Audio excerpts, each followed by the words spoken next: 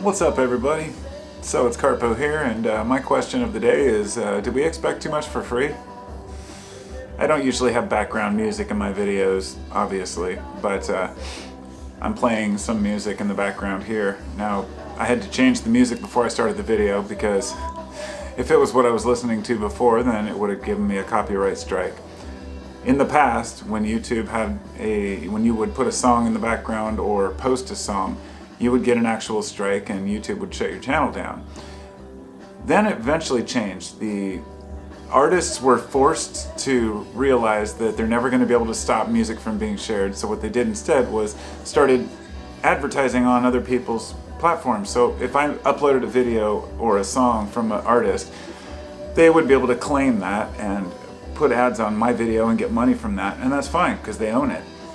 And that's one of the big questions. Who owns what? And as a musician, I played bass for a band with my brother called Time to Spare, or related material, for a while.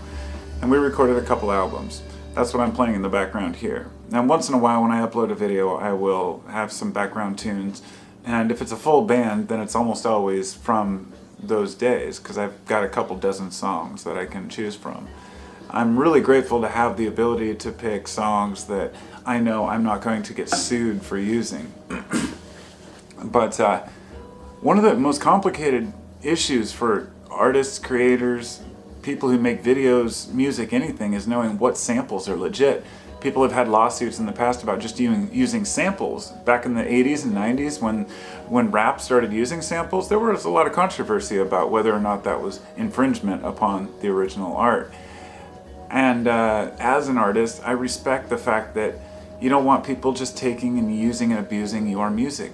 If I wrote a song and somebody stole that song and made it famous, I would be pissed, of course. It's like, that's my song, But at the same time, as long as credit is given to the original artists, then at least maybe it can help to boost the other person. Like, give Bob Dylan, for example.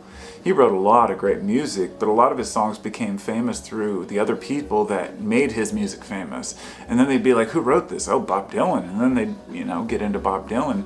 Yeah, he's famous in his own right, but he was a better music writer than he was an actual artist, as far as, I should say singer, not artist.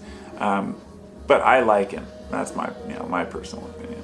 But, and it's really weird how I remember everybody hated, what was it, Jason? Was it Jason? No, it was Lars Ulrich from Metallica, during the Napster days when he was trying to stop everybody from downloading his music. And you saw what happened when these artists started fighting against sharing of music. The fans basically responded and said, screw you, we'll just download more. You can't stop it. And it's interesting because we're living in a different day and age where there's not just music for free, but movies. Even YouTube's starting to have movies on there with ads. I noticed the other day. It's like, basically, it's weird, but in the future, it's almost like you're going to have to give away your creation. And if it's valuable enough, people will pay you for it.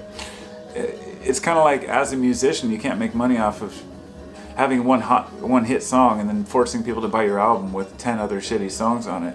Now people can choose to buy one song.